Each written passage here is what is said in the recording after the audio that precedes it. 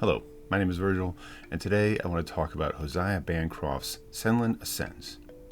I thought at first it was going to be a little too quaint, and that is a quality to the story. Even though it had that quality, which I generally am not a huge fan of, that it somehow was very pleasant to read, and I just really liked the experience. The story follows Senlin and his wife Myra on their honeymoon to the Tower of Babel.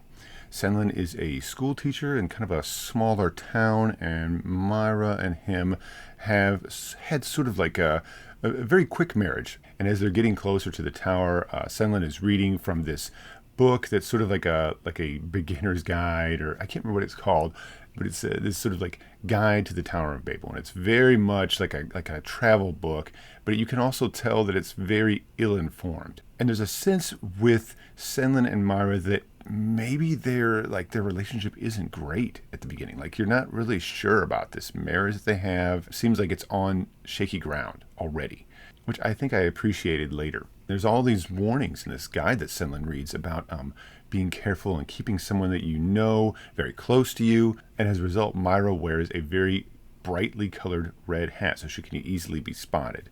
But I think that the book that Senlin reads recommends that you should tie yourself to this other person, or at least that's something that he sees a lot of, because it's very easy to get lost.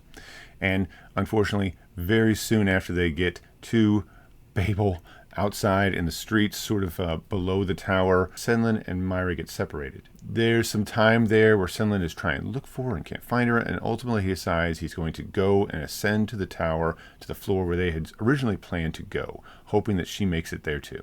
There's definitely a sense of like chaos and criminal type stuff happening, but it's never... I was surprised, because when I say it's quaint, I was surprised that it didn't take a really harsh approach. I kind of thought that like people were going to be very nasty and vicious, and there's like nasty and vicious people in the story, but in general it's just sort of more like a confusion, which is why at first I was kind of slightly, maybe a little bit turned off to it. But I think it works. I think that Bancroft makes it work, and he makes it work very well, because even though there's that sort of like maybe not entirely nasty, vicious, threatening attitude that I think we would normally see in a lot of other fiction nowadays, or at least I see a lot more of it. It's more like a compounding of events that happen. Senlin spends time outside the tower looking for Myra, trying to find her, coming into communication with others, and he realizes that this losing someone being lost, especially women, is very common. He meets people who mislead him or are desperate themselves. As the farther and farther we get into the book, the more and more Senlin is being taken advantage of. And there's this sense with Senlin too that, is this guy really prepared to do this thing? He's trying to find his wife. Like, this guy's never going to do it. He's too much of a, what do they call it? Like a milksop. Isn't that the term? It feels too much. He's too weak-willed and too sort of placated, too gullible for him to go to this tower, for him to be able to make it, to be able to find Myra. And as the story progresses, and Senlin becomes more and more acutely aware of how desperate his situation is and how serious this is, and that the sort of civilized society that he's come from doesn't really hold water here. And there's a good job there that Bancroft does of developing Senlin, and you can sort of see him become a little more, like, now his character doesn't change, but he becomes more and more mentally hardened. And I really liked the way it was done. It was done in a way that I feel like isn't particularly violent or nasty. It kept that sort of mild, quaint feel, even though bad things were happening. And I liked that approach, and I thought that the writing did a good job of moving things forward. It reminded me a little bit of Susanna Clarke's Jonathan Strange and Mr. Norrell. But where that book, and I do remember liking it, but it has been a long time, was very, very slow paced. It took a long time to develop.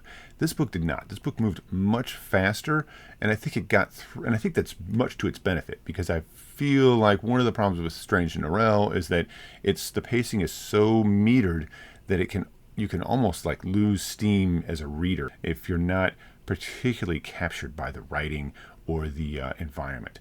And I think that that's not as much of a problem here. I think the writing moves very quickly. So if you like the idea of Jonathan Strange and Mr. Norrell, but the pacing was wrong for you, I think that Senlin Ascends may be your thing. It's fantasy, but it's also much more like it's kind of like steampunk. It's very like I would say kind of lightly steampunk, although those elements come more and more out. The villains are good and well developed. There's a mystery about the Tower of Babel and these strange things that people do. There's on the lowest level, there's these sort of like bicycle pumps that you push, and you pedal these bicycle pumps, and beer will spill out of a fountain, and you can kind of catch it. And then in one of the levels, you have everyone's required to stoke these fires.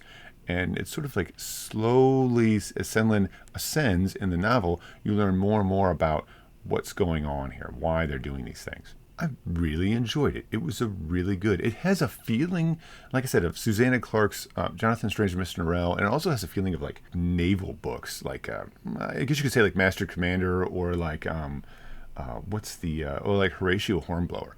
It has like a little bit of that in there, and I like those stories. I especially like the Horatio Hornblower stuff. So this was had that kind of, it had a mood that sort of felt like that. The quaintness kind of put me off at first, and I kind of thought, oh, I don't know if this is going to be. I don't know if it's too. What's the word? Twee. I don't know that I'm going to like it, but it never got that way. It never really was. I was maybe a misconception for me, and it's kind of, the book is a little misleading at first. Like I said, there's a sense of Senlin and Myra maybe not having the best foot for marriage. Maybe their marriage was like a mismatch. And as the story goes on, you learn more and more, and you realize that's not it. It's just really more about their characters and how Senlin is a very reserved person, not very worldly at the beginning of the book. And as he develops, he becomes more and more confident, and you realize that Myra could see that in him, and that's what she loved about him. And it just doesn't come off in their sort of idle conversation at the beginning of the book. So I like that we're sort of like fooled a little bit at the beginning into thinking that maybe it's not altogether terrible that Myra isn't with Senlin, although maybe it's not great that she's in some sort of danger of some sort.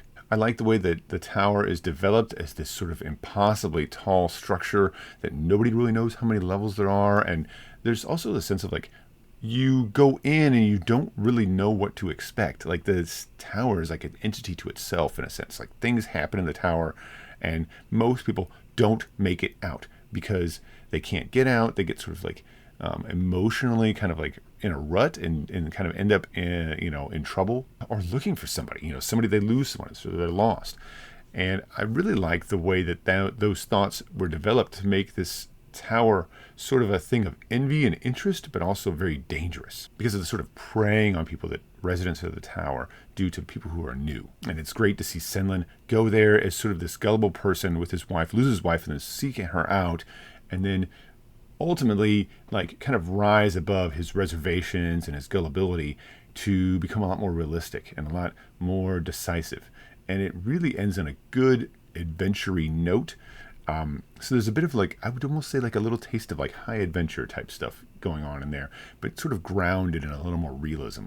So, Senlin doesn't become this epic sword slashing hero swinging from ropes or anything like that, but he also doesn't just sort of like fall into success either. It's through his efforts and his will that he's able to achieve what he can achieve by the end of the novel. Obviously, this is the beginning or the first book in a trilogy, and I believe that now there's the fourth book, I think, is some short stories that Josiah Bancroft wrote. I'm definitely looking forward to reading them.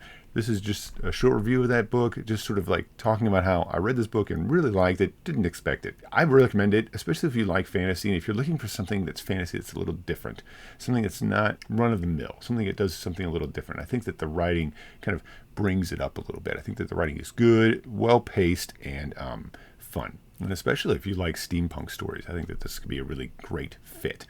Like I said, the steampunk element becomes a little stronger at the end, but it's never like overriding. I don't, everybody's not wearing like sort of some sort of weirdly geared monocles and like, I don't know, steam powered hats or anything like that. It's never like anything super crazy or anything. It's just very light, but I think it's very well done. It's a very charming and enjoyable book to read and world to revisit. So I'm excited to go back and read the next book. As soon as I get a chance, I'm going to try and do some, I'm just trying to catch up. I read this book a few months ago, so I'm just trying to catch up on all these books that I've read, that I enjoy, that I want to talk about, and this is definitely one of them. Probably won't get to the next book for a little while because it's the end of September just about now, and so I need to read and finish a bunch of horror novels, so That's where I'm at with that. Thanks very much. Appreciate your time. My name is Virgil. This is Literally Books.